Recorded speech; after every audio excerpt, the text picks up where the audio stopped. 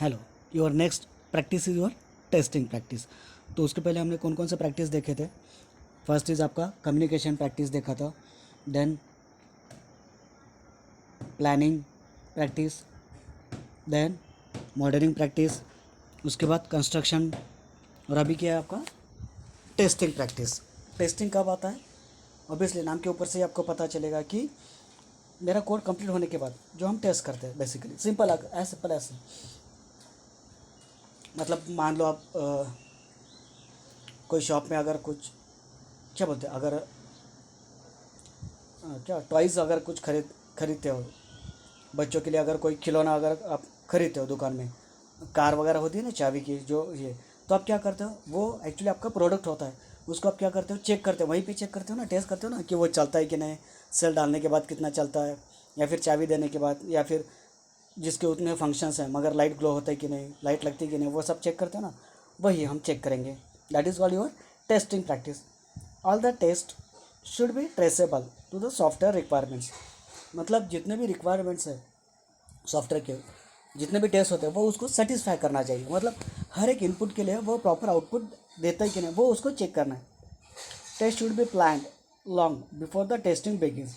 तो ये क्या होता है, पहले से टेस्ट आपको प्लान करके रखना पड़ता है कि मेरा ये मुझे टेस्ट करना है।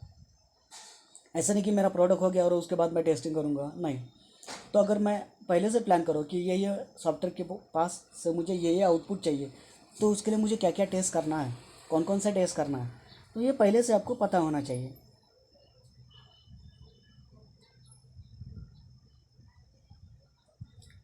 The Pareto principle applies to the software testing. 80% of uncovered errors are in 20% of code.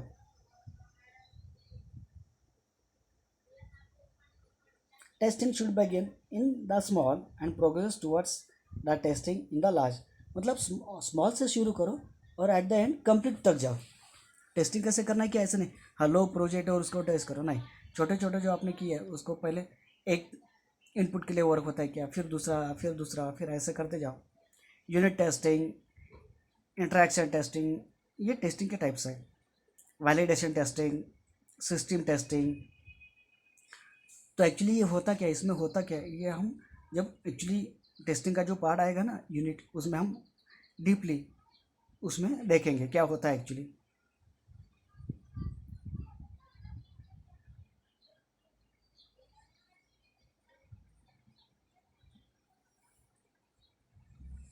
Next, deployment practice.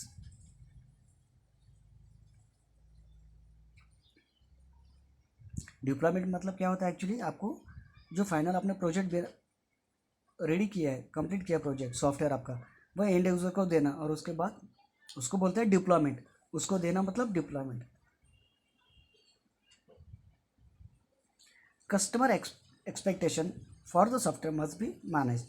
मतलब जो कस्टमर ने एक्सपेक्टेशन दिखाए थे, रिक्वायरमेंट दिखाए थे, उसको मैनेज करना है थ्रू दैट सॉफ्टवेयर। वो उसको मैनेज करते हैं कि नहीं, उसको वो रिक्वायरमेंट सेटिस्फाई करते हैं कि नहीं, वो चेक करना है।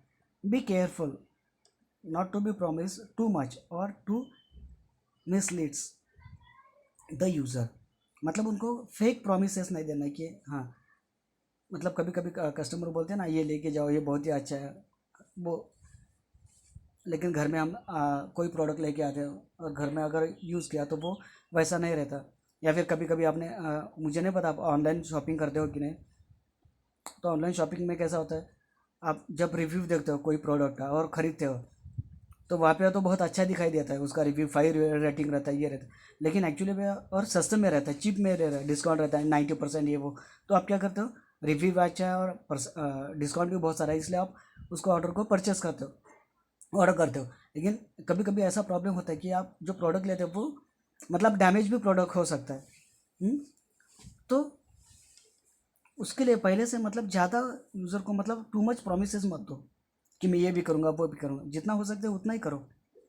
A complete delivery package should be assembled and tested। मतलब जो भी आप फाइनल प्रोडक्ट दे रहे हो उसको क्या होना चाहिए, वो असेंबल्ड होना चाहिए, कंप्लीटली टेस्टेबल होना चाहिए। टेस्ट करने के बाद ही उसको फाइनल, जितने भी आप टेस्टिंग करते हो हर एक टेस्ट के बाद ही उसको फाइनल उसको कस्टमर को दो।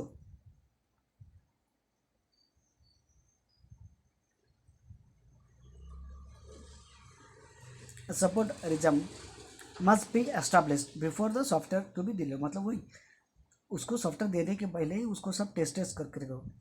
Appropriate instruction materials must be provided to the end user, मतलब उसका डॉक्यूमेंटेशन उसको उसके साथ ही देना है। मतलब आप जैसे भी आप टीवी खरीदते हो, रेफ्रिजरेटर खरीदते हो, उसके साथ क्या होता है, आपका एक मैनुअल भी रहता है ना, यूज़र मैनुअल, वैसे ही उसको एक यूज़र मैनुअल दे दो जिसके अंदर उसका कंप्लीट गाइडेंस हो, कंप्लीट इन्फॉर्मेशन हो, कौन सा बटन प्रेस करने के बाद क्या होगा, कौन सा सॉफ्टवेयर को क्लिक करने के बाद क्या होगा। हम्म? इसका डॉक्यूमेंटेशन, उसका डिज़ाइन, कभी कभी हर एक को इंग्लिश समझ में नहीं आता तो कोई डायग्राम में ऐसा दिखाओ कि ये आपका बटन है डायग्रामेटिकली, तो उसको समझ में आना चाहिए।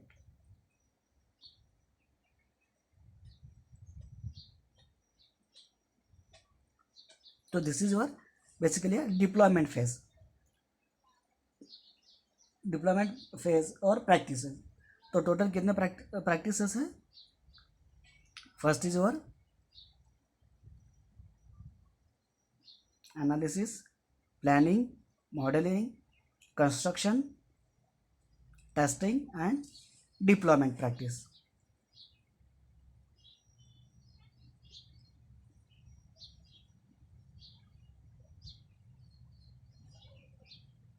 Thank you.